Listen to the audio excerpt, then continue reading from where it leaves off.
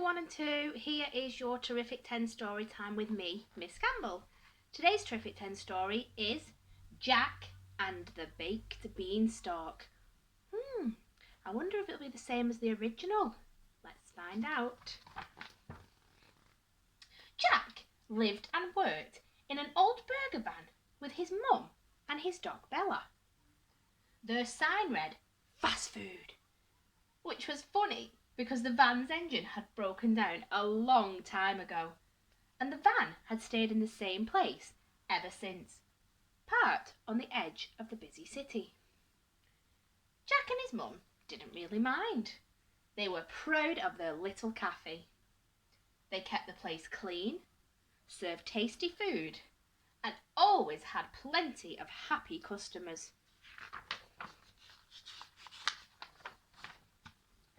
One winter, the city council decided to build a huge flyover so that more people could get to work even faster.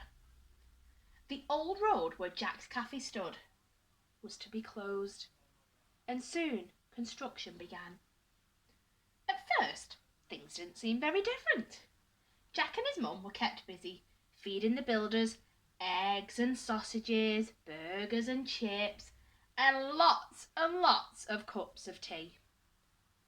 When the flyover was finally complete, they were sad to wave goodbye to them. All day long, traffic sped overhead as people hurried in and out of the city on the new flyover. Now they had such a fast way to travel, no one stopped to visit the old burger van anymore. The new road had swept the customers away.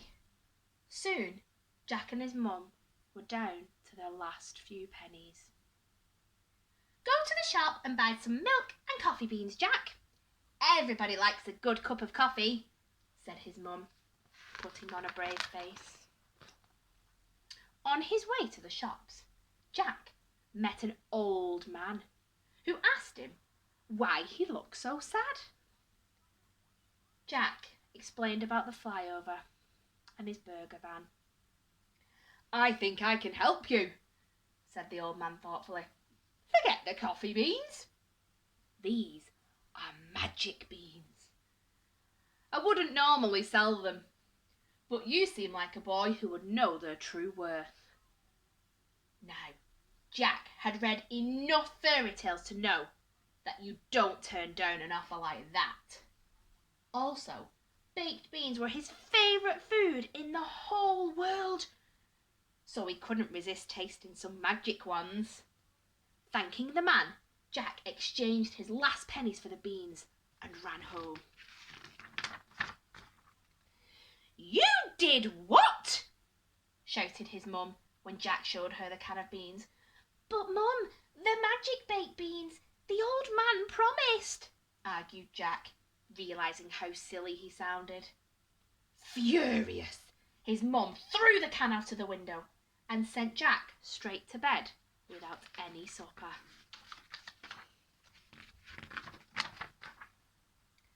Early the next morning, Jack woke up to find his room bathed in a curious green light. Strange branches twisted in through the window, and at the end of each shoot dangled a silver can of baked beans. "It's a magic baked beanstalk," Jack whispered to Bella, trying not to wake his mum. "If I remember rightly, there should be heaps of treasure at the top." After hurriedly eating a breakfast of the best beans Jack had ever tasted, he crept outside. "Are you ready, Bella?" said Jack, grabbing hold of a long green tendril. "Mum will be worried when she notices we've gone, but this really is a magic beanstalk. She'll forget about being cross when we bring her back some treasure." Up between the leaves they climbed, high into the sky. Finally, Jack and Bella reached the top. Just above the clouds, the last branch wound its way to the steps of the biggest castle Jack had ever seen. Squeezing under the front door, Jack found himself in an enormous room.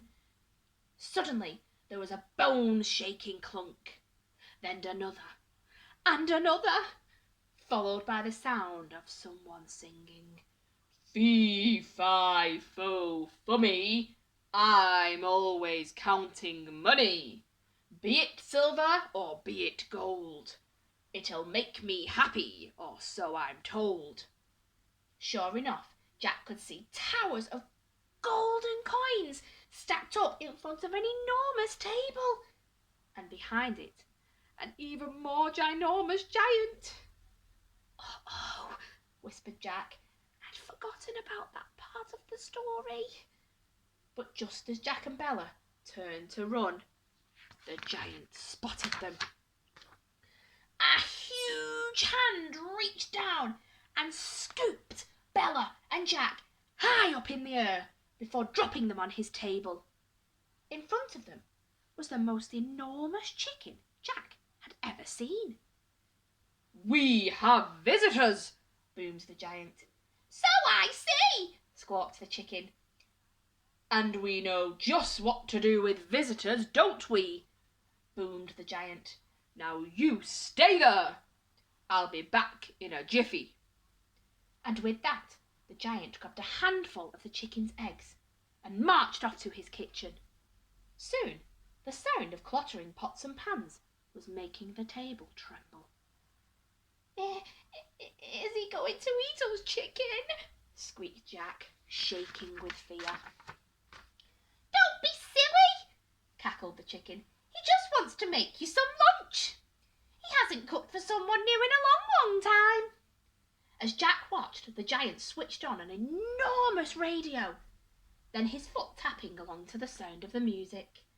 He began to make the biggest omelette Jack had ever seen. While wonderful smells wafted into the room, the chicken told Jack about life in the castle. "Every day, all day, the giant counts his money," she clucked. "He doesn't know what else to do with himself. And it's hard for the radio. She's a magic one, you know. She can only play at lunchtime, as the giant needs silence when he's counting." Just then, the giant appeared. "Lunch is ready," he cried cheerfully. Over lunch, Jack told the giant all about life at the bottom of the beanstalk, and the giant told Jack all about his money.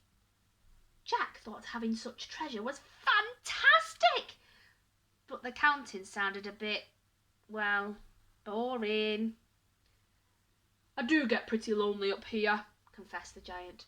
"Would you consider staying? You could help me count, and I could cook us tasty meals." "Sorry," said Jack. "I just couldn't leave my mum. I should be getting back." "Can I come with you?" sang a small voice. Jack and the giant turned to the radio in surprise. "I want to play songs all day long." "And I've always wanted to stretch my wings," clucked the chicken. The giant looked glum, but agreed that his friends deserved a change after all their years in the castle.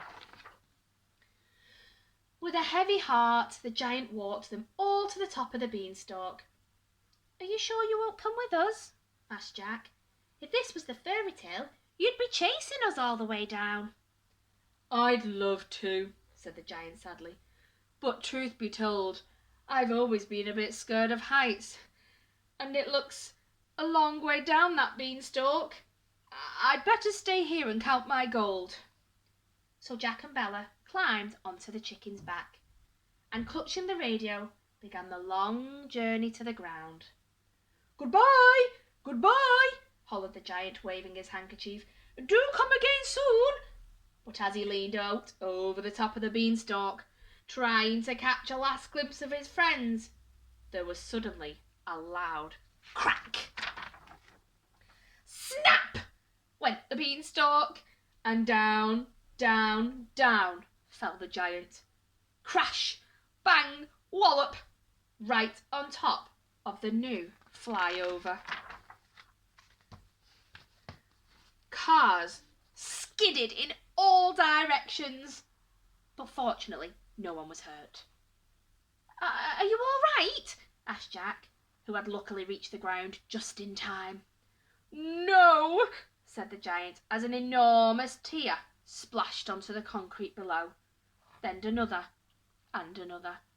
Now the beanstalk's broken. I can't go home. And without my money to count, I've got nothing to do. Whatever will become of me? It isn't that bad, said Jack thoughtfully. At least you've got your friends with you, and if you tried something new, you might enjoy it. You might find it more interesting than counting money. And that is the story of how the Baked Beanstalk Cafe became the famous place it is today. It's much bigger than the old place in almost every way. If you're ever passing, I suggest you call in. You can say hello to the giant chicken or listen to the jumbo radio that plays fantastic music all day. The baked beans and eggs are always free. And to top it all, they have a very, very famous cook. I wonder who it is. It's the giant. Well, that story was a bit different than the original, wasn't it, boys and girls? Hope you enjoyed story time with Miss Campbell. See you soon. Bye.